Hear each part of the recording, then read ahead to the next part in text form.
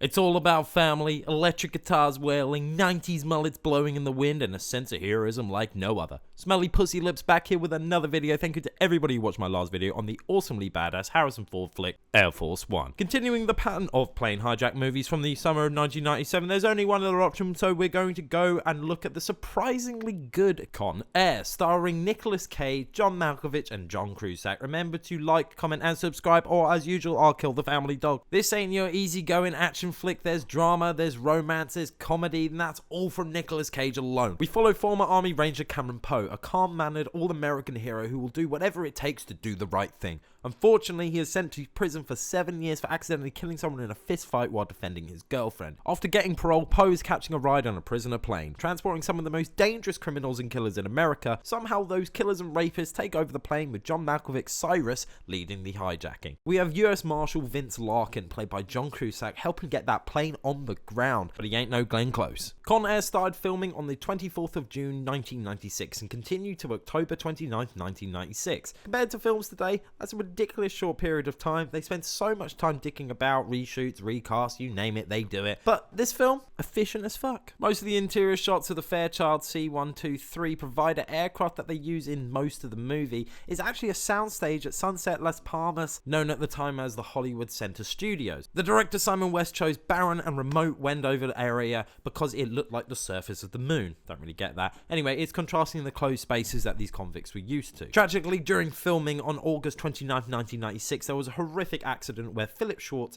a welder employed by Special Effects Limited, a Los Angeles-based firm, was brutally crushed to death at the Wendover facility when a static model of the C-123 plane used in the movie fell on him. At the end of the film's credits, there is an in memoriam for Phil Schwartz. That's pretty unlucky. You get involved in the creation of this classic motion picture and you get drawn to shit out getting crushed by a model of a plane. What a bloody joke. The film used several highly detailed models at a 1/15th scale and a multitude of military and private aircraft assembled for the desert boneyard scene. Con Air was released in the United States and the blessed nation of Canada on June 6, 1997, bringing in a pretty decent $24.1 million on its opening weekend, topping Jurassic Park 2: The Lost World. However, you can't be the top forever, getting overthrown by Speed 2: Cruise Control, which is a film that I never thought I'd ever mention on this channel. I haven't seen it. Maybe it's something that I need to make a video on. Just slagging it off. Just an idea, just a thought. Yeah, I'm probably not going to do that. The film grossed a total of $224 million worldwide, which isn't awful for a film like this, but compared to Air Force One's impressive $315 million,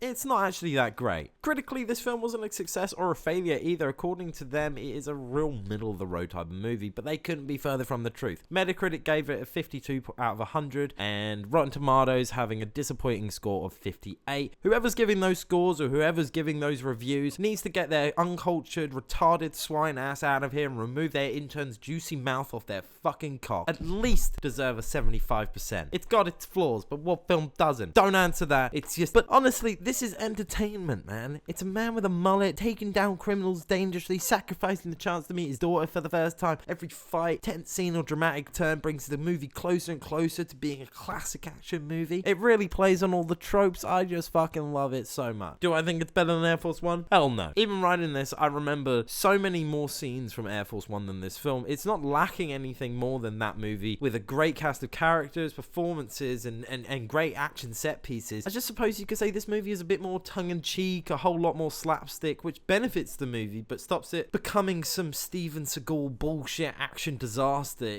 Anyway, it's on Disney Plus at the time of this recording, this video's release, so go check it out. And no, this isn't a paid promotion for Disney Plus, this is a free promotion for a movie that came out 30 years ago. So if you drink this movie, you're probably guaranteed to have a better time. This is what I do. This is probably why I enjoy these movies so much. You know, you go through these sober. Nicolas Cage movies, man, you go through them sober. They are sometimes harder to watch. You end up rooting for the hero, especially towards the end. Spoiler alert, he finally meets his family, and my God, do you nearly let a tear shed. My dad would be rolling in his sleep knowing that I showed any sort of emotion, so I didn't, of course. He hasn't been the same since my brother fell down the well, and it was just me and him hanging out in that field, alone. A great review is Andrew Johnson from Time Out New York, who sums up this film as, leaving the rock last summer, I thought it seemed physically impossible for more over-the-top action movie to be made. That seemed pretty short-sighted of me, since it was only a matter of time until producer Jerry Bruckheimer topped himself as he does in a wildly entertaining Con Air. Just thought I'd share that as a thought. It was interesting take on somebody who was there at ground zero, you know. Nicolas Cage won a Blockbuster Entertainment for favorite actor in action adventure, also winning for John Woo's movie Face Off,